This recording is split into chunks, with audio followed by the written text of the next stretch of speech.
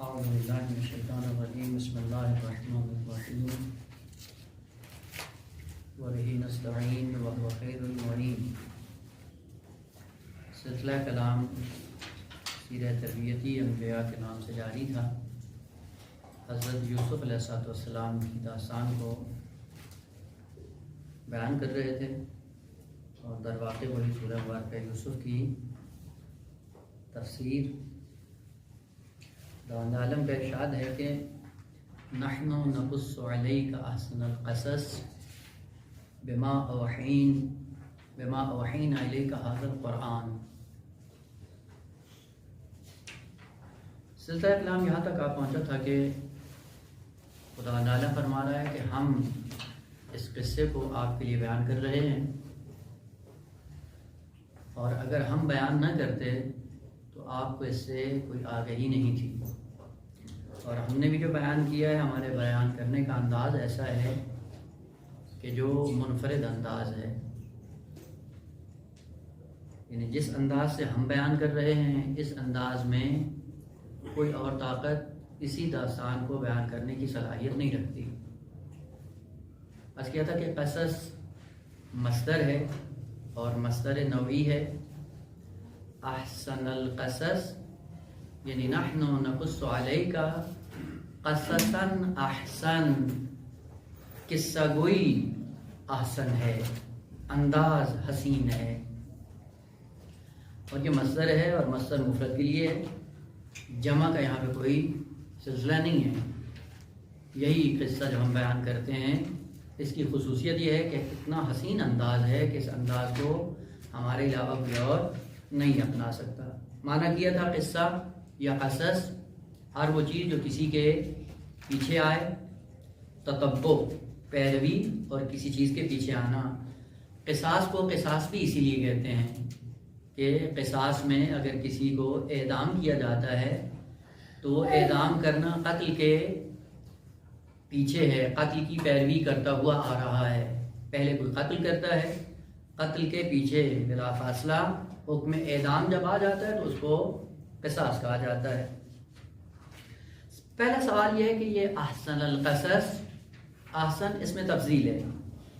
اس میں تفضیل کے دو استعمال ہیں، کبھی تفضیلی معنی میں استعمال ہوتا ہے اس میں تفضیل، اور کبھی تعیینی معنی میں استعمال ہوتا ہے۔ تفصیلی کا معنی یہ ہے کہ دو چیزوں کے درمیان مقایسہ کرتے ہوئے، موازنہ کرتے ہوئے ایک شے کی جب برتری بیان کی جا رہی ہو، وہاں پہ اس میں تفضیلی ہوتا ہے، برتری کے لیے استعمال کیا جاتا ہے۔ مثلا آپ کہتے ہیں کہ فلان اعلم من فلان، فلاں شخص دوسرے سے اعلم ہے، تو اس کا مطلب ہے علمیت میں دونوں کے درمیان موازنہ کیا جاتا ہے، مقایسہ کیا جاتا ہے۔ ایک کی علمیت جب برتر ہوتی ہے تو وہاں پہ لفظ عالم کے ساتھ تعبیر کیا جاتا ہے۔ یہ اس میں تفضیل کا استعمال ہے، تفضیلی، برتری موازنہ کی صورت میں، مقایسے کی صورت میں، اور ہر جگہ اس میں تفضیل برتری کے لیے استعمال نہیں ہوتا ہے۔ بعض موارد ایسے ہیں جہاں پہ اس میں تفضیل تعیینی مورد کے لیے استعمال ہوتا ہے، اور اس سے مراد یہ ہے کہ وہاں پہ فرد ایک ہی ہے اور ایک فرد کو معیناً انتخاب کرنا اس میں تفضیل کے ذریعے یہ بتاتا ہے کہ یہاں پہ اس میں تفضیل برتری کے لیے نہیں ہے۔ اگرچہ دو چیزوں کے درمیان مسئلہ دائر ہوتا ہے، لیکن دوسرا اور پہلا مورد دونوں کے اندر موازنہ نہیں ہوتا، مقایسہ نہیں ہوتا۔ قرآن نے متعدد مثالیں اس میں ذکر کی ہیں۔ پہلی مثال کہ خود اسی سورہ مبارکہ یوسف میں آ رہی ہے کہ رب السجن احب الی مما یدعوننی الیہ۔ امر دائر ہے کہ یا حضرت یوسف علیہ السلام اپنے دامن کو آلودہ کریں یا جیل کو انتخاب کریں۔ اب جب امر دائر ہے جیل میں اور اپنے دامن کو آلودہ کرنے میں، دو افراد کے درمیان جب یہاں پہ امر دائر ہے تو یہاں پہ کلمہ احب و تفضیل کے لیے نہیں ہے، برتری کے لیے نہیں ہے کہ وہ بھی محبوب ہے، معاذ اللہ زنا بھی محبوب ہے اور جیل محبوب تر ہے، نہ یہاں پہ اس میں تفضیل تعیین کے لیے، یعنی معیناً سجن اور زندان اور جیل میرے لیے بہتر ہے. یعنی دوسری طرف اصلاً وہم و گمان تک بھی نہیں ہے کہ وہ بھی محبوبیت سے برخوردار ہو، اصل محبوب نہیں ہے وہ.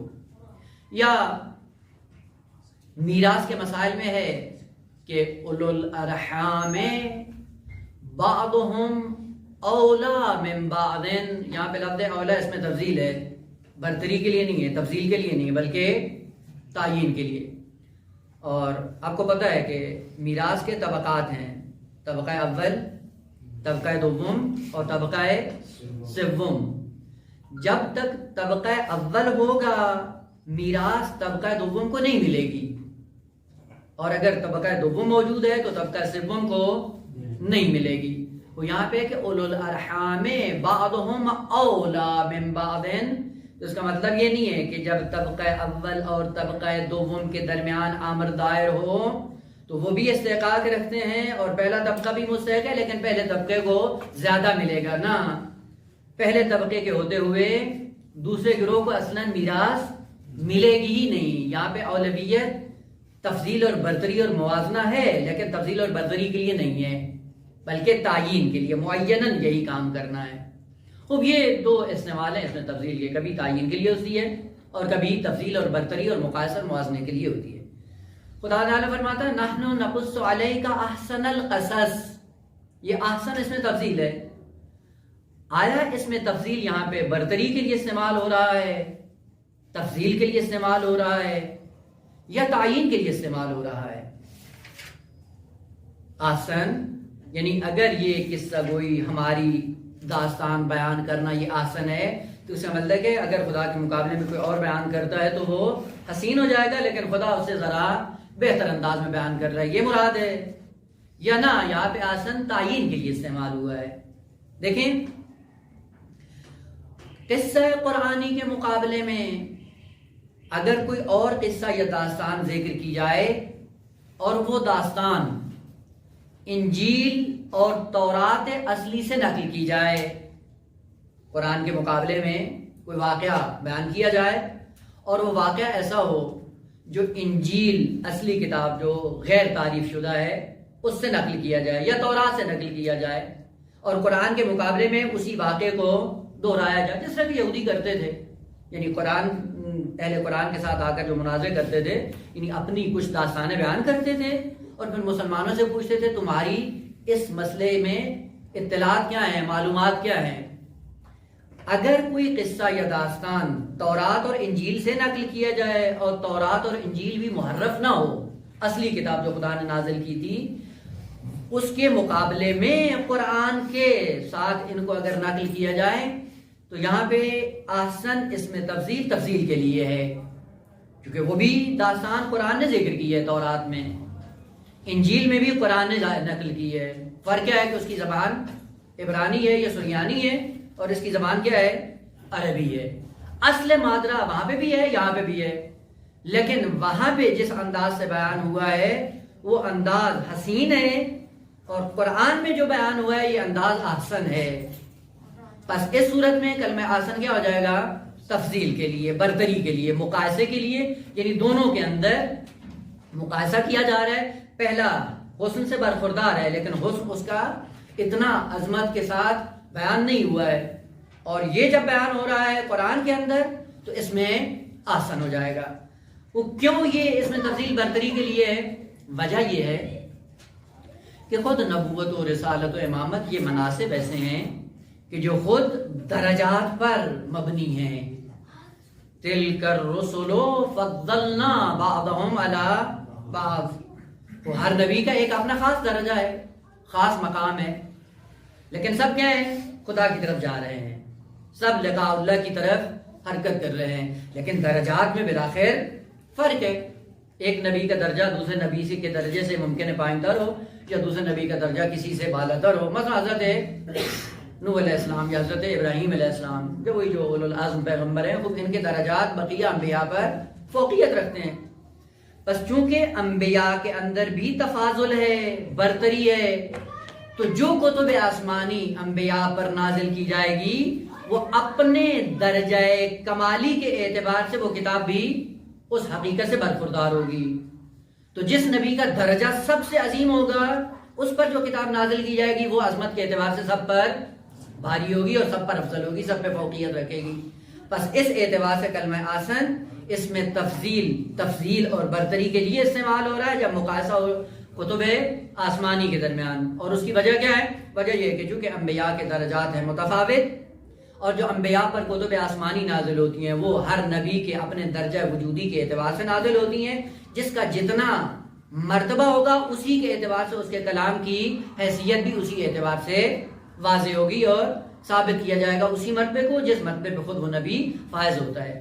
مثلا مثال کے ذریعے اگر بات کو واضح کرنا چاہیں، آپ پڑھتے رہتے ہیں، ایک مرتبہ آتے ہیں آپ حوزہ علمیہ کے اندر آپ حلقات شہید صدر کو پڑھتے ہیں، حلقہ اولا مثلا، یا اصول فقہ مظفر پڑھتے ہیں، یا معالم شہید ثانی علیہ الرحمہ کے بیٹے کی تالیف شدہ کتاب وہ پڑھتے ہیں۔ ایک یہ کتاب ہے اصول کی ابتدائی کتاب، اور ایک مثلا اس کے بعد ہے آپ رسائل پڑھتے ہیں، اور اس کے بعد آپ مثلا کفایہ پڑھتے ہیں، کفایہ کے بعد آپ درس قارن میں چلے جاتے ہیں۔ تو یہ تینوں چاروں جو مرتبے ہیں کتابوں کے وہ علمیت کے اعتبار سے فرق کرتے ہیں۔ ابتدائی کتاب آسان ہوتی ہے، اس سے بالاتر ذرا مشکل ہوتی ہے، اور اس سے بالاتر اس سے بھی مشکل تر ہوتی ہے۔ یہیں سے پتہ چل جاتا ہے کہ یہ جو کتابوں کے درجات ہیں، ان درجات میں خود مصنف کی علمیت دخیل ہے۔ جتنے حد تک معلم ہے، استاد ہے، مؤلف ہے، مصنف ہے، اسی اعتبار سے کتاب کو لکھ دیتا ہے۔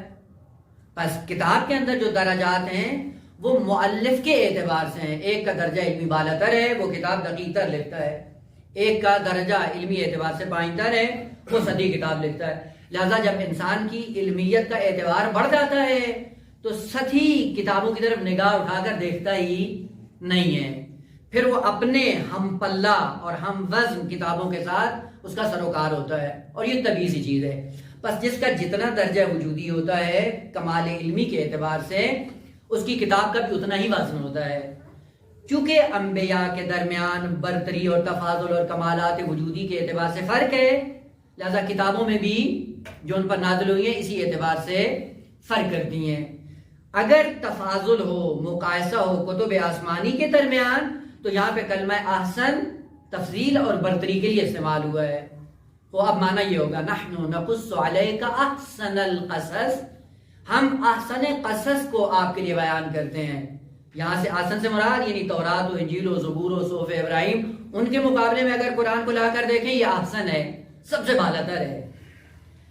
لیکن اگر اس قرآن کے مقابلے میں جہلائے عالم کے اسطورے ہوں، افسانے ہوں، وہمی اور خیالی داستانیں ہوں، جس طرح کے کرتے تھے، مثلا مکہ کی سرزمین پہ پیغمبر اسلام کو جس مشکل کا سامنا تھا وہ یہ تھا کہ لوگ جاتے تھے ادھر ادھر کی چرندیات، وہ کہانیاں سن کر آتے تھے، اور وہ کہانیاں سنا کر کہتے تھے پیغمبر بھی تو یہ داستانیں بیان کرتا ہے، وہ ہم بھی وہی بیان کر رہے ہیں۔ اسطورے افسانے آ کر بیان کرتے تھے، اور جب اسطورہ اور افسانہ قرآن کے مقابلے میں ذکر کیا جائے تو اس کا مطلب یہ نہیں ہے کہ اس میں بھی انداز حسن ہے اور وہ بھی انداز حسن پر مبتنی ہے، نہ، وہ چونکہ باطل ہے، افسانہ ہے، اسطورہ ہے، اس کے اندر کوئی خوبی نہیں ہے۔ جب اس کے مقابلے میں قرآن کو رکھا جائے گا تو یہاں پہ کلمہ احسن تعیینی معنی میں استعمال ہوگا، نہ موازنہ، نہ برتری، نہ تفاضل کی صورت میں استعمال نہیں ہوگا۔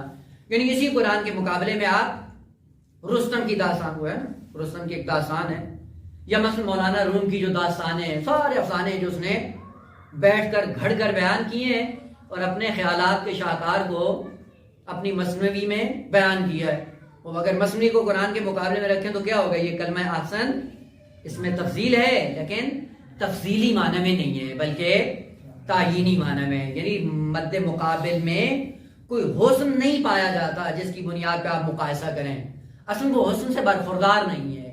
بس احسن ہر جگہ اس میں تفضیل کے لیے استعمال جب ہوتا ہے تو اس کا معنی تفاضل اور برتری نہیں ہوتا ہر جگہ۔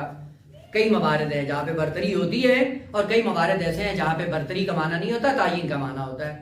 وہ کیسے انسان یہ تشخیص دے سکے کہ یہاں پہ تفاضل ہے بمعنی تفضیل برتری، اور مقایسہ، اور کہاں پہ تعیین ہے؟ وہ دو اور دو چار کی طرح ہے، جہاں پہ دو چیزوں کے درمیان مقایسہ ہو رہا ہو اور دونوں فضیلتوں پر مشتمل ہوں اور ایک کی فضیلت دوسرے سے برتر ہو، وہاں پہ اس میں تفضیلی معنی میں استعمال ہوتا ہے۔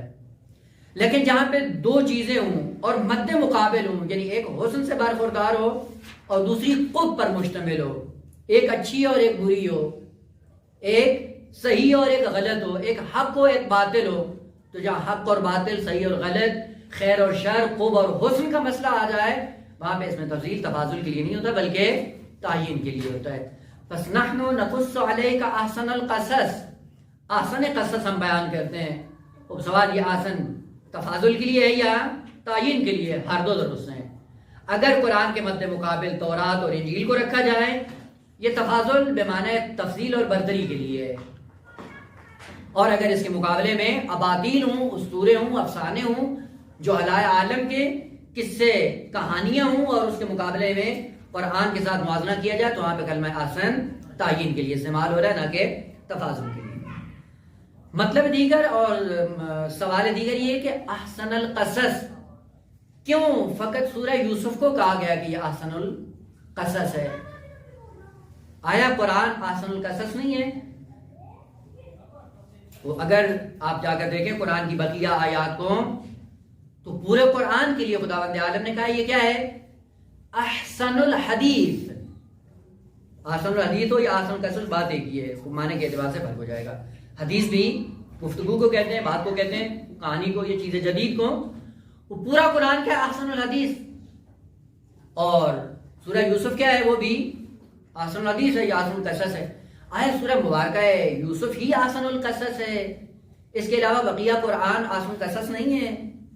یا نہ ہر دو احسن القصص ہیں؟ تو کل بھی عرض کیا تھا کہ فقط سورہ یوسف احسن القصص نہیں ہے، پورا قرآن احسن القصص ہے۔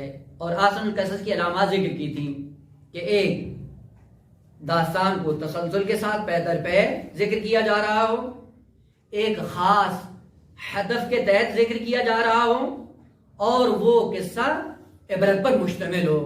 یہ تینوں خصوصیات پورے قرآن کے اندر نہیں ہیں، وہ پورے قرآن کے اندر موجود ہیں۔ بس پورا قرآن احسن القصص ہے، یعنی پورے قرآن کو، جو قرآن خداوند عالم نے نازل کیا ہے آسان انداز سے، پورے کا پورا قرآن احسن القصص ہے۔ اور جب پورا احسن القصص ہے تو پھر سورہ مبارکہ یوسف میں یہ خصوصی تعبیر کیوں آئی ہے کہ سورہ مبارکہ یوسف کو ہی کہا گیا کہ یہ احسن القصص ہے؟ کیوں فقط سورہ مبارکہ یوسف میں یہ امر بیان ہوا ہے کہ نحن نقص علیک احسن القصص، احسن قصص بیان کرتے ہیں، یعنی اس قصے کو حسین انداز میں بیان کرتے ہیں۔ وجہ کیا ہے اس کو احسن القصص کہنے کی؟ اس سے پہلے کہ اس مطلب کو بیان کریں، مقدمتاً ذرا بات سے نکل گئے تاکہ بات واضح ہو جائے کہ کیوں سورہ مبارکہ یوسف کو احسن القصص کہا گیا۔ دیکھیں ہم اس سے پہلے جتنے بھی انبیاء کا تذکرہ ہم نے قرآن میں مرور کیا اور تھوڑا بہت اس کو بیان کیا ہے، اور انشاءاللہ اذہان میں ہے، جتنے بھی پہلے انبیاء تھے ان سب کے واقعات کو قرآن نے کوڈ کیا ہے۔ ایسے ہی ہے نا، حضرت آدم سے لے کے حضرت ابراہیم، حضرت نوح، جتنے بھی ابھی تک بیان ہوئے ہیں، سب کے حالات زندگی قرآن نے بیان کیے ہیں، اور وہ بھی احسن القصص ہی تھے۔ اگر آپ نے غور کیا ہو تو اس کے اندر جس چیز کو وضاحت کے ساتھ بیان کیا گیا ہے اس کے اندر کیا تھا؟ یا جہاد اصغر تھا، یا امر معروف تھا، یا نہی عن المنکر تھا، یا اخلاقی آواز تھی، اس سے بڑھ کر کوئی اور چیز نہیں تھی۔ مثلا کبھی بت پرستی کا مقابلہ کرنا پڑتا ہے ان کو، کبھی کہیں پہ امانت داری سے کام نہیں لیتے ہیں، خیانت سے کام لیتے ہیں، انبیاء اگر امر معروف کرتے ہیں نہی عن المنکر کرتے ہیں، کہیں پہ مفاسد اخلاقی کسی قوم کے اندر رائج جاتے ہیں، انبیاء آ کر ان کا مقابلہ کرتے ہیں۔ یعنی ابھی تک جو انبیاء کی داستانیں بیان ہوئی ہیں وہ کس بات پر مشتمل تھیں؟ جہاد اصغر پر۔ اور جہاد اصغر کیا ہوتا ہے؟ دشمن بیرونی سے مقابلہ کرنا۔ اسی لیے جو جہاد کی آیات آئی ہیں کہ آپ دشمن کے ساتھ جا کے جہاد کرو، دین کو سربلند کرو، دین پہ آنے والی مشکلات کا دفاع کرو، یہ کس کے ساتھ ہے؟ وہ جو دشمن خارجی ہے، دشمن بیرونی ہے، یعنی وہ لوگ جو دشمن دین ہے ان کے ساتھ جا کر مقابلہ کرو. اس کو کہا جاتا ہے جہاد اصغر. اس کے مقابلے میں دو اصطلاحیں ہیں، البتہ جو ابھی تک رائج تھی وہ ہمارے ذہنوں میں نہیں ہیں. اس کے مقابلے میں کیا ہے؟ جہاد اکبر. وہ جہاد اکبر میں کیا کہا جاتا ہے کہ وہ جنگ جو خود انسان کی ذات کے اندر جاری ہے، اس جنگ میں اپنے آپ کو کامیاب بنائے. عجیب بات یہ ہے کہ ایک انسان وہ ہے جو دشمن بیرونی سے لڑتا ہے، اور ایک انسان ایسا ہے کہ جس کے خود وجود کے اندر جنگ جاری ہے. اس جنگ میں کامیاب ہونے کے لیے انسان ہمیشہ جہاد میں ہوتا ہے، ہمیشہ معرض جنگ میں ہوتا ہے. اور عرض بھی کیا تھا کہ انسان کو خداوند عالم نے ایک چیز دی بنام طبیعت، اور دوسری چیز دی بنام فطرت. فطرت کا تعلق خدا سے ہے، طبیعت کا تعلق زمین سے ہے. چونکہ طبیعت زمین سے بنی ہے، مٹی سے بنی ہے. مٹی اور خدا یعنی ظلمت اور نور، ان کا آپس میں ہمیشہ ٹکراؤ رہتا ہے. اور چونکہ یہ دونوں ایک ساتھ ہیں انسان کے اندر، اور ایک ساتھ ہونے کا مطلب یہ کہ جس دن انسان بما ہوا انسان وجود میں آتا ہے، اسی دن سے اس کی جنگ شروع ہو جاتی ہے. ایک طرف طبیعت کے تقاضے ہیں، دوسری طرف فطرت کے تقاضے ہیں، اور ہر قدم پہ انسان اس طبیعت اور فطرت کی جنگ میں مبتلا ہے. یہ جنگ جو انسان کے اندر جاری ہے، خود ایک ہی فرد انسانی کے اندر یہ جنگ کا سلسلہ جاری ہے.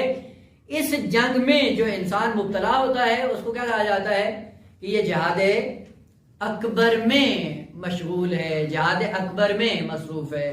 یہ ایک تعبیر تھی جو رائے تھی جو عرض کر دی. لیکن دقیق تر اگر ہم وارد ہونا چاہیں تو جہاد کے 3 مرتبے ہیں: جہاد اصغر، جہاد اوسط اور جہاد اکبر. اور تینوں کو قرآن نے ذکر کیا ہے. جہاد اصغر کیا ہوا؟ بیرونی دشمن سے انسان کی جنگ. اور کتنے ایسے لوگ ہیں، اتنے سورما ہوتے ہیں، پہلوان طاقتور ہوتے ہیں، جو بیرونی جنگ میں جا کر کامیاب ہو جاتے ہیں، دشمن کو تہس نہس کر دیتے ہیں، دشمن کو مار دیتے ہیں، اور اپنا جو ہدف ہوتا ہے اس میں کامیاب ہو جاتے ہیں جہاد اصغر میں. اور دوسرا ہے جہاد اوسط، کہ جس کو عموماً جہاد اکبر کے ساتھ یاد کیا جاتا ہے. جہاد اوسط یہ ہے کہ جہاں پہ عقل کی جنگ ہے. کس کے ساتھ؟ قوت غضبیہ اور قوت شہویہ کے ساتھ. پہلے عرض کیا تھا اگر ذہن میں ہو، یعنی وہی اگر مختصر کہنا چاہیں تو طبیعت اور فطرت کی جنگ ہے. لیکن خاص تعبیر جو ہے وہ یہ ہے کہ جہاں پہ عقل انسانی ہمیشہ شہوت اور غضب کے ساتھ درگیر ہوتی ہے. مثال عرض کروں، دیکھیں انسان کو جب بھوک لگتی ہے، بھوک لگنے کے بعد اس کی طبیعت اور جسم کا خاصہ یہ ہے کہ کوئی چیز اپنے بدن میں اتارے، ڈالے، کسی چیز کو کھائے. یہاں پہ شہوت اور اشتہا اور جاذبہ اور بھوک کی تڑپ یہ کہتی ہے کہ اپنا پیٹ بھر لو، جس طرح حیوان بھر لیتا ہے. حیوان بغیر تمیز کے بھر لیتا ہے. لیکن جب انسان کے سامنے یہ مسئلہ آتا ہے تو پیچھے ایک طاقت ہے بنام عقل، وہ روک لیتی ہے کہ ٹھیک ہے، تمہارے اندر جاذبہ پایا جاتا ہے، خواہش پائی جاتی ہے، اشتہا بڑھ رہی ہے، پیٹ کو بھرنا ہے، بھوک لگی ہوئی ہے، لیکن عقل یہ کہتی ہے کہ حرام سے نہیں بھرنا ہے. جبکہ طبیعت اور شہوت کیا کہتی کہ بھر لو. وہ اگر یہاں پہ طبیعت کی مان کر حلال اور حرام کی تمیز کیے بغیر بھر لیا تو اس کا مطلب ہے طبیعت اور شہوت غالب آ جائے گی. اور اگر عقل نے شہوت کو لگام دے دی اور عقل اس پر غالب آ جائے گی تو یہ جہاد اوسط میں انسان کامیاب ہو جائے گا، جس کے لیے امیر المومنین نے تعبیر استعمال کی: کم من عقل اسیر تحت ہون امیر. کتنی ایسی عقول ہیں جو خواہشات کے ہاتھوں قید ہو چکی ہیں. جب خواہشات کی باری آتی ہے تو عقل تحت و شعاع چلی جاتی ہے. امانت میں خیانت خواہشات کا مسئلہ ہے، اظہار شہرت خواہشات کا مسئلہ ہے، اظہار تکبر خواہشات کا مسئلہ ہے، دوسروں کو تحقیر کی نگاہوں سے دیکھنا یہ خواہشات کا حکم ہے. اس کے مقابلے میں عقل کیا کہتی ہے؟ عقل کہتی ہے کرامت انسانی سب کے پاس ہے، کرامت کی نگاہ سے سب کو دیکھو. اسی لیے پیغمبر اسلام کی برترین صفت یہ تھی کہ جب مسجد نبوی میں تشریف فرما ہوتے تھے تو گول دائرے کی شکل میں بیٹھتے تھے اور اصحاب کو اسی اعتبار سے بٹھایا جاتا تھا گول دائرے میں.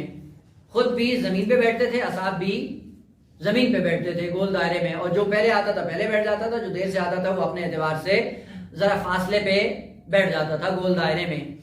اور اس طرح بیٹھتے تھے پیغمبر اسلام کہ باہر سے آنے والا انسان تشخیص نہیں دے پاتا تھا کہ ان میں صحابی کون ہے اور رسول کون ہے, لہذا اس کو پوچھنا پڑتا تھا ایکم رسول اللہ, تم میں سے رسول کون ہے. یہ کیا ہے؟ عقل کی زمام. جب عقل کے ہی ہاتھ میں ہو اور عقل امام بن کر شہوت اور غضب کو معموم بنا کے کنٹرول کر کے جب زندگی بسر کرتا ہے تو کرامت انسانی اوپر آ جاتی ہے, اور وہ کرامت انسانی پھر سب یہاں پائی جاتی ہے اور سب کو کرامت کی نگاہ سے دیکھا جاتا ہے. یہاں سے پتہ چلتا ہے کہ جہاد اوسط میں انسان کامیاب ہو گیا ہے, برتر ہو گیا ہے. پس جہاد اوسط یہ ہے کہ عقل شہوت اور غضب کی زمام کو اپنے ہاتھ میں لے لے. غضب سے مراد ایک قوت ہے خدا نے جو انسانی جسم اور انسانی وجود کے اندر رکھی ہے, جس سے انسان کو غصہ آتا ہے, کنٹرول سے باہر ہو جاتا ہے, آگ بگولا ہو جاتا ہے. ہوتا ہے نا کبھی کبھی غصہ اتنا آتا ہے کہ اس غصے کے اظہار کے لیے پھر موارد ہوتے ہیں. کبھی زبان سے اظہار کرتا ہے, کبھی ہاتھوں سے اظہار کرتا ہے, کبھی ٹانگوں سے اظہار کرتا ہے, اور کبھی آنکھوں کے اشاروں سے اظہار کرتا ہے. یعنی وجود کے ہر حصے سے غصے کا اظہار کرتا ہے انسان. اور اگر کہیں بھی غصے کا اظہار نہ کرے تو اس کا مطلب ہے کہ قوت غضبیہ کا کنٹرول عقل کے ہاتھ میں ہے. وہ اس کو جب عقل کے اختیار میں ہوگی تو ہوگا کیا؟ تو پھر عقل کیا کرے گی؟ عقل اس قوت غضبیہ کو چلائے گی, اور عقل جب چلائے گی تو کہاں؟ یعنی جہاں پہ اس قوت کو استعمال کرنے کا مورد ہوگا وہاں پہ کرے گی, اور جہاں پہ مورد نہیں ہوگا وہاں پہ استعمال نہیں کرنے دے گی. اور اسی طرح معصومین کے اندر جا کر دیکھیں قوت غضبیہ بھی اپنے عروج پہ تھی, لیکن جب دین کی بات آتی تھی تو عقل قوت غضبیہ کو بروئے کار لاتے ہوئے استعمال کرتی تھی. اور دیکھا آپ نے ائمہ تارین کی زندگی میں جب دین پہ آن پڑتی تھی تو آگ بگولا ہو جاتے تھے, دین کو پائمال ہوتے ہوئے نہیں دیکھ سکتے تھے. لیکن جب ذاتیات کا مسئلہ آتا تھا تو وہاں پہ قوت غضبیہ کو کنٹرول کرتے تھے چونکہ عقل کے سائے میں ہے. پس جب قوت غضبیہ کی زمام عقل کے ہاتھ میں ہو تو پھر عقل کو پتا ہے کہ اس کو کہاں پہ استعمال کرنا ہے اور کہاں پہ استعمال نہیں کرنا ہے. آنکھ دی ہے خدا نے دیکھنے کے لیے, جب عقل کے ہاتھ میں ہو عقل کو پتا ہے کہ اس کو کہاں پہ استعمال کرنا ہے اور کہاں پہ استعمال نہیں کرنا ہے. لیکن جب عقل آنکھ کے اختیار میں ہو تو پھر کیا کرتا ہے؟ مستہجن انداز سے بے حیائی کے نمونے آئے دن جدید ترین آلات کے ذریعے بشریت کے اندر عام کرتے ہیں. آپ یہ نہ سمجھیں کہ یہ جو جدید شہوانی مناظر ہیں یہ طبیعت کا خاصہ ہے. نا, طبیعت کے اندر فکر اور شعور نہیں ہے, طبیعت کے اندر آگی اور بصیرت نہیں ہے. یہ طبیعت اپنی خواہشات کو بروئے کار لانے کے لیے عقل کو استعمال کرتی ہے, اور عقل کو استعمال کر کے اپنی خواہشات کے مطابق عقل کو استعمال کر رہی ہوتی ہے. لہذا عقل سے غلط فائدہ اٹھاتے ہوئے دن آئے دن بے حیائی کے نئے سے نئے طریقے ایجاد کرتی ہے. مثال کے ذریعے بات کو واضح کریں. دیکھیں ایک زمانے میں پاکستان کی سرزمین پہ بہت بڑا سائنسدان ڈاکٹر عبد القدیر, البتہ عبدالستار کی بات نہ کریں کہ وہ ایک الگ ماجرا ہے. ڈاکٹر عبد القدیر کیا تھا؟ ایک سائنسدان ہے. وہ علم پڑھا, اس نے علم پڑھنے کے بعد آیا وہ ایک ڈر تھا اس کو کہ یہ پاکستان کی ملت اور پاکستانی ملک کو اور پاکستان کو وہ آگے لے کے جانا ہے. کیا حشر ہوا اس کا؟ آپ نے سنا ہے, دیکھا ہے. یہ بات ہے جب نااہل قوموں میں اہل افراد آتے ہیں تو اسیر ہو کر رہ جاتے ہیں, قیدی بن جاتے ہیں. کچھ جب نااہل قوم کے اندر ایسا سائنسدان آتا ہے اس کی زندگی دوبر ہو جاتی ہے. یہ نااہلی ہے. کیوں؟ کیونکہ عوام یا یہ قوم یہ خواہشات کا مجموعہ ہے, اور آپ اس کو دیکھ لیں کہ یہ ایک عقل کا سنبل اور نمونہ ہے. جب وہ اسیر ہوتا ہے اس عوام کے اندر اور خواہشات کے پجاریوں کے ہاتھوں چڑھ جاتا ہے تو اس کی حالت یہ ہوتی ہے. یہ ایک ادنا سا نمونہ ہے. تو اس کو ذرا برتر آپ فرض کر لیں کہ عقل جیسی طاقت خواہشات اور شہوات اور طبیعت کے ہاتھوں اسیر ہو جائے تو کیا کرے گی؟ وہ یہی کرے گی جو آج کل ہے کہ بے حیائی کو لا کر آپ کے ہاتھ میں دے دیا. تنہائی میں آپ موجود ہو, پورے بے حیائی کے وسائل اور سامان آپ کے پاس موجود ہے, آپ کو کہیں جانے کی ضرورت نہیں ہے. یہ کہاں سے اتنا آیا ہے؟ یہ جدید طریقہ, جدید ٹیکنالوجی کہاں سے آئی ہے؟ یہ وہی عقل ہی کا شاہکار ہے. لیکن عقل جب طبیعت کے ہاتھوں اسیر ہوتی ہے, بے حیائی کے آلات فراوان ہونا شروع ہو جاتے ہیں, بشر تباہی کے ہاتھوں ذلیل ہونا شروع ہو جاتا ہے اور دن بدن انحطاط کا شکار ہونا شروع ہو جاتا ہے. بس اگر عقل شہوت اور غضب کے ہاتھوں اسیر ہو جائے تو شہوات, لڑائی جھگڑے, جنگیں, انسانیت کا استحصال اور انسانیت کی تذلیل کا سلسلہ شروع ہو جاتا ہے. اور آپ دیکھ لیں اس وقت افغانستان, یمن, سوریہ, عراق, پاکستان یا بقیہ ممالک بھی آپ جا کر دیکھ سکتے ہیں. کیا ہو رہا ہے یہاں پہ؟ کیونکہ قوت غضبیہ امام بنی ہوئی ہے اور قوت عقل اسیر بنی ہوئی ہے. اور اس کا نتیجہ کیا ہے کہ بھوک سے بچنے کے لیے افغانستان کے اندر اولاد کو بیچا جا رہا ہے, جو خلاف فطرت ہے, خلاف عقل ہے, خلاف دین ہے. کیوں یہ کام ہو رہا ہے؟ اس لیے کہ عقل اسیر ہو چکی ہے. اس عقل کو اس اسارت سے نکالنے کے لیے اور قوت غضبیہ اور قوت شہویہ کی زمام کو عقل کو دینے کے لیے جہاد اوسط کی ضرورت ہے. جو جہاد اوسط میں کامیاب ہو جاتا ہے اس کی عقل کے ماتحت قوت شہویہ بھی چلتی ہے اور قوت غضبیہ بھی چلتی ہے. اور پھر قوت شہویہ کہاں چلے گی؟ جہاں عقل کہے گی جب بھوک ہے تو حلال راستے سے اٹھا کر اپنا پیٹ بھرو, اتنا بھرو کہ تم بھی زندہ رہو اور تمہارے ساتھ میں جو زندگی بسر کر رہے ہیں وہ بھی زندہ رہیں. پھر حیوانوں کی طرح نہیں کھائے گا, پھر انسانی تقاضوں کے مطابق اپنی زندگی بسر کرے گا. اور آپ دیکھ لیں اس وقت جو دنیا میں حالات ہو رہے ہیں اس سے پتہ چل جاتا ہے کہ جہاد اوسط کی دنیا میں اکثریت ایسی ہے انسانیت کی جو تباہ و برباد ہو رہی ہے. بس دوسرا مرحلہ ہے جہاد اوسط. جہاد اوسط میں قوت شہویہ اور قوت غضبیہ ان کی زمام کو عقل کے ہاتھ میں دینا ہے. اور جو عاقل بن جائے اس مرحلے میں تو اس کا مطلب ہے جہاد اوسط میں کامیاب ہو گیا ہے. جہاد اصغر میں کامیاب, جہاد اوسط میں کامیاب. تیسری منزل ہے جہاد اکبر. جہاد اکبر کیا ہے؟ یہاں پہ وہ 2-3 تعبیریں جو قرآن کی اس کو تھوڑا سا بیان کر کے انشاءاللہ اپنے مطلب کرواتے ہیں. اور وہ یہ ہے کہ یہ 5 میں کئی مرتبہ یہ مطلب تکرار کیا ہے کہ انسان کو خداوند عالم نے جو معنوی طاقت دی ہے بنام فطرت انسانی, اس کے 5 نام ہیں. اس کو سربستہ فطرت کہیں تو بھی ٹھیک ہے. اس فطرت کے 5 کام ہیں جن 5 کاموں کی وجہ سے ان کے مختلف نام پڑ جاتے ہیں. مثلا اسی فطرت کو عقل بھی کہتے ہیں, اسی فطرت کو روح بھی کہتے ہیں, اسی فطرت کو قلب بھی کہتے ہیں اور اسی فطرت کو فؤاد بھی کہتے ہیں. اب وہ باقی تعبیریں اپنی جگہ پہ. قلب اور عقل یہ کیا ہے؟ یعنی اسی فطرت کو عقل کیوں کہتے ہیں؟ عقل اس لیے کہتے ہیں کہ جب فطرت انسانی, طبیعت انسانی پہ غالب آتی ہے, شہوت اور غضب کو بریک لگاتی ہے, کنٹرول کرتی ہے, اقال کرتی ہے, اس گھٹنے کو باندھتی ہے, اس فطرت کو عقل کہا جاتا ہے. اور یہی فطرت جب نور الہی سے مزین ہو کر تبدیل ہوتی ہے اور مثبت تبدیلی اس کے اندر آتی ہے, اس مثبت تبدیلی کے سائے میں اس کو قلب کہا جاتا ہے. البتہ قلب کا معنی کیا ہے؟ تبدیلی, منقلب ہونا. تبدیلیاں مثبت بھی آ سکتی ہیں, منفی بھی آ سکتی ہیں. جب مثبت تبدیلی آئے اس کو کہتے ہیں قلب سلیم, اور اگر منفی تبدیلی آئے تو اب چونکہ منفی تبدیلیاں بہت زیادہ ہیں, ہر تبدیلی کے اعتبار سے اس کا نام بدلتا چلا جائے گا. کبھی کہیں گے قلب شقی, کبھی کہیں گے قلب قاسیہ, قاسیۃ القلوب, کبھی کہیں گے قلب مشمئز. یہ جو کلمات بدل رہے ہیں اس سے پتہ چل رہا ہے کہ قلب کی بیماریاں متعدد ہوتی جا رہی ہیں, یعنی تبدیلیاں متعدد ہو جا. کبھی کہتے ہیں قلب مریض, فی قلوبہم مرض فزادہم اللہ مرضا.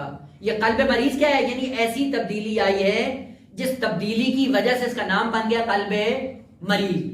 ایک مثبت تبدیلی ہوتی ہے جس کی وجہ سے اس کو کیا کہا جاتا ہے؟ قلب سلیم. پس قلب تبدیلی کا نام ہے، جیسی تبدیلی آئے گی ویسے اس کا نام بنتا چلا جائے گا. مثال بھی عرض کی تھی، شاید یہ پہلے مطلب بیان کیا ہو، اور اگر وہ پہلے ذہن میں نہیں ہے تو تکرار ہو جائے گا، اور اگر ذہن میں ہے تو بالآخر تذکر اور یادآوری کے اعتبار سے. مثلا فرض کریں، مثال عرض کی تھی تقریب ذہن کے لیے، مثلا یہی جگہ ہے جہاں پہ ہم ابھی بیٹھے ہوئے ہیں. یہ جگہ ہے، ایک مکان ہے. اس مکان کو ابھی کیا کہتے ہیں؟ مدرس. کیوں مدرس کہتے ہیں؟ کیونکہ اس کے اندر کام کیا ہو رہا ہے؟ درس و بحث کا، تدریس کا. تو بس یہ مکان اگر اس کے اندر کام درس و تدریس کا ہو تو اس کو کیا کہتے ہیں؟ مدرس. اور اگر اس کے اندر بیٹھ کے مجلس پڑھنا شروع کر دیں، عزاداری، تو کیا ہو جائے گا؟ حسینیہ. اور اگر یہاں پہ نماز پڑھنا شروع کر دیں تو کیا ہو جائے گا؟ نماز خانہ یا مسجد. اور اگر یہاں پہ جانوروں کو لا کے باندھ دیں تو کیا ہو جائے گا؟ استبل. اور اگر یہاں پہ کوئی چیز لا کے سٹور کر کے رکھ دی جائے تو کیا ہو جائے گا؟ سٹور بن جائے گا. اور اگر گاڑیاں لا کے کھڑی کر دیں تو کیا ہو جائے گا؟ پارکنگ. بس یہ جگہ تو ایک ہی جگہ تھی، یہ اتنا نام کیوں آ گئے؟ کا نام آئے ہیں اس ظرف کے مظروف کی بنیاد پہ. جیسا جیسا آپ نے مظروف ڈالا اس کے اندر، ویسا ویسا ظرف اپنا نام بدلتا چلا گیا. اسی لیے قرآن نے کہا ہے کہ قیامت کے دن ہر انسان ذلت اور رسوائی کا شکار ہوگا، اضطراب کے عالم میں ہوگا. الا من اتى الله بقلب سلیم. جو قلب سلیم لے کر آئے گا اس پہ اندر کوئی اضطراب نہیں ہوگی، وحشت کا شکار نہیں ہوگا، خوف اور اضطراب کا شکار نہیں ہوگا. پس قلب سلیم کون سا قلب ہوتا ہے؟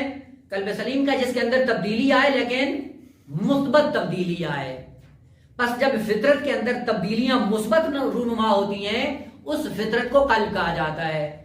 اور ایک مرحلہ ایسا آتا ہے انسان کی زندگی میں جہاں پہ عقل اور قلب یہ دونوں آپس میں درگیر ہو جاتے ہیں، ان کی جنگ آپس میں شروع ہو جاتی ہے. عقل کچھ کہتی ہے، قلب انسانی کچھ کہتا ہے. دونوں مثبت ہیں، دونوں منفی نہیں ہیں، ہر دو مثبت. مثلا عقل کا کام کیا ہوتا ہے؟ عقل کا کام ہوتا ہے براہین، ادلہ کے ذریعے حقائق عالم کو پہچاننا. عقل پہچان لیتی ہے. مثلا ابھی آپ کے پاس کتنے ایسے دلائل ہیں کہ خدا ہے. وہ جتنے برہان آپ قائم کرتے ہیں ان براہین کے سائے میں کیا کہتے ہیں؟ کہ خدا ہے. آپ برہان حدوث کرتے ہیں، برہان امکان، برہان فقر، برہان حرکت، برہان نظم، جو بھی برہان قائم کریں اس سے آپ کو پتہ چل جاتا ہے کیا ہے کہ خدا ہے. پس خدا کے ہونے کا آپ کو یقین ہو جاتا ہے. کس کی وجہ سے؟ چونکہ عقل نے اتنے براہین بیان کیے، اتنے استدلال پیش کیے، عقل کی دلیلوں کے سائے میں آپ نے خدا کے وجود کا اقرار کر لیا. پس یہاں پہ عقل نے آ کر ایک حقیقت کو آپ کے لیے نمایاں کر دیا. یہ کیا ہے؟ ہیتا عقل. اور عقل کا ہیتا کیا ہوتا ہے؟ حقائق کو فقط دلیلوں کے ذریعے بیان کرتی ہے. عقل نے دلیلیں دی، آپ نے حقیقت کا اعتراف کر لیا، یقین ہو گیا. لیکن قلب انسانی کیا کہتا ہے کہ جب اس منزل پہ آ جائے تو قلب انسانی کہتا ہے ذرا اس سے اوپر آؤ. اور اوپر آنے کا مطلب کیا ہوتا ہے؟ یعنی جس چیز کو تم نے برہان کے ذریعے ثابت کیا ہے، قلب کے ذریعے اس کو دیکھو بھی صحیح. پس قلب کیا کرتا ہے؟ اسی حقیقت کو جو آپ نے عقل کے سائے میں دریافت کی ہوتی ہے، قلب انسانی دعوت دیتا ہے کہ اس حقیقت کو دیکھو. اگر اس میں انسان کامیاب ہو جائے تو جہاد اکبر میں کامیاب ہو جاتا ہے. آپ دلیلیں دیتے ہیں جی قیامت ہے. کون سی دلیلیں؟ تو آپ عدالت سے وارد ہوتے ہیں. عقل یہ کہتی کہ اگر قیامت نہ ہو تو خدا عادل نہیں ہوگا، ظالم اور مظلوم دونوں برابر ہوئے کیسے ممکن ہے؟ ایک نیک ہے اور ایک برا ہے، دونوں ہی ختم ہو جائیں، اور ایک ذلیل ہو کے ختم ہو جائے اور ایک عیاشی میں ختم ہو جائے اور کوئی ان کا انجام نہ ہو. یہ اصل عدالت خدا کے ساتھ سازگار نہیں ہے، حکمت خدا کے ساتھ سازگار نہیں. بس آپ کو قیامت کا یقین ہو گیا. کس کے سائے میں؟ عقلی دلائل کے سائے میں آپ کو پتہ چل گیا قیامت ہے. قلب انسانی کیا کہتا ہے؟ کیا ہوا؟ اوپر آؤ. اوپر آؤ کیا مطلب کا؟ جن حقائق کو تم نے دلائل کے ذریعے ثابت کیا ہے ان حقائق کو دیکھو. اگر دیکھ سکتے ہو تو جہاد اکبر میں کامیاب ہو. اسی لیے قرآن نے کیا کہا؟ کلا لو تعلمون علم الیقین لترون الجحیم. دیکھ سکتے ہو.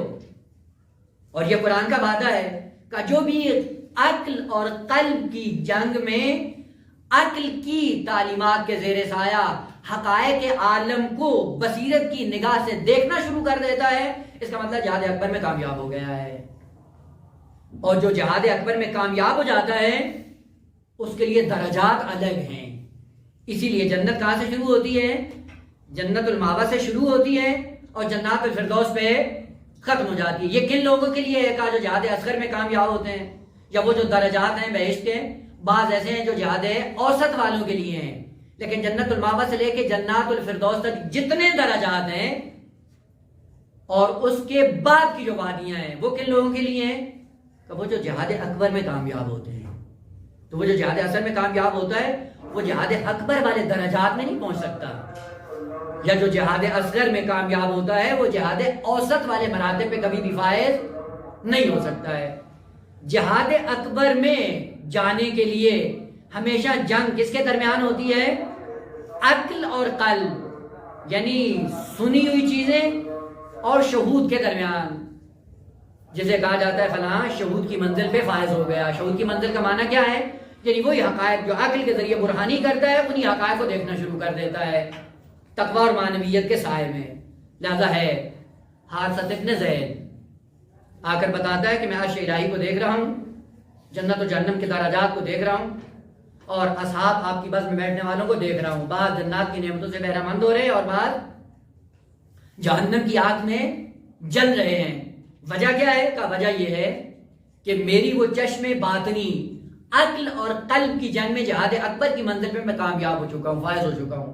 وہ پیغمبر اسلام نے کیا فرمایا کہ یہ حارثہ ابن زید عبد نور اللہ قلبہ، کہ اس کے قلب کو خدا نے نورانی کر دیا ہے. کل میں عقل کی تعبیر نہیں آئی.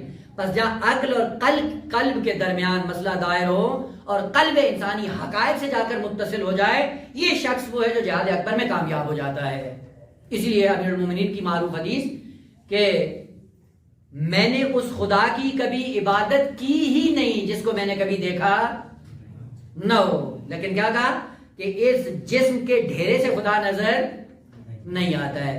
قلب کے سائے میں خداوند عالم کی حقیقت سے انسان ہمکنار ہو سکتا ہے. بس جہاں پہ عقل اور قلب کے درمیان مسئلہ دائر ہو اور قلب انسانی فوقیت لے جائے اور بڑھ جائے آگے، وہ جہاد اکبر میں کامیاب ہو جاتا ہے.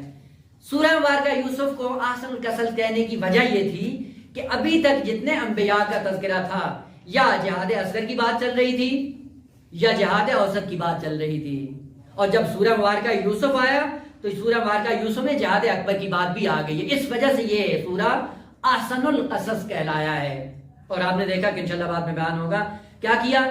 وہ جو کنویں میں پھینکا جاتا ہے شور نہیں مچاتا، شکوہ نہیں کرتا، وہاں پہ بھی بیٹھ کے خدا کی تسبیح بیان کرتا ہے. عبد بن کر بازار میں بیچا جاتا ہے، شکوہ زبان پہ نہیں آتا. جیل میں ڈال دیا جاتا ہے، شکوہ زبان پہ نہیں آتا. بن جاتا ہے امیر اور بن جاتا ہے امام اور پوری مملکت کا حاکم بن جاتا ہے، لیکن بیت المال سے اپنے ہاتھ کو آلودہ نہیں کرتا، خیانت نہیں کرتا. یہ سارا جہاد اصغر ہے. لیکن ایک ایسی وادی آئی کہ جہاں پہ عفت کی بات آئی، قوت شعبیہ اور عقل کی بات آئی، تو شعبیہ کو کنٹرول میں لے کر عقل کامیاب ہوئی، اور عقل کامیاب ہونے کے نتیجے میں جہاد اوسط پہ کامیاب ہوئے. اور فوراً بعد میں کہا وَحَمَّتْ بِهِ وَحَمَّ بِهَا لَوْلَا أَنْ رَآ بُرْحَانَ رَبِّهِ. یہاں پہ عقل اور قلب کی بات آئی. عقل نے کیا کہا کہ شہوت کو کنٹرول میں لو، لیکن قلب نے کیا کہا یہی گناہ ہے جس کی حقیقت کو دیکھنے کی ضرورت ہے. جب گناہ کے باطن کو دیکھا اپنے آپ کو جدا کر لیا. نہ فقط گناہ سے بچے ہیں بلکہ گناہ کا تصور بھی نہیں کیا، ارادہ اور قصد بھی نہیں کیا. کیوں نہیں کیا؟ اس لیے کہ عقل اور قلب کی جنگ میں قلب آگے بڑھ گیا اور گناہ کی باطنی تصویر کو دیکھ کر اپنے آپ کو آلودہ ہونے نہیں دیا. بس اس بنیاد پہ اس سورہ مبارکہ یوسف کو احسن القصص کہا گیا ہے کہ یہ احسن القصص ہے، چونکہ اسی ایک سورہ میں جہاد اصغر بھی ہے، جہاد اوسط بھی ہے اور جہاد اکبر بھی ہے. البتہ سلسلہ کلام جاری ہے کہ یہ نحن نقص علیک احسن القصص، کہ کہ آگے بما اوحینا الیک ھذا القرآن کہ انشاءاللہ بعد میں بیان ہوگا. والحمدللہ رب العالمین. اللهم صل على محمد وآل محمد.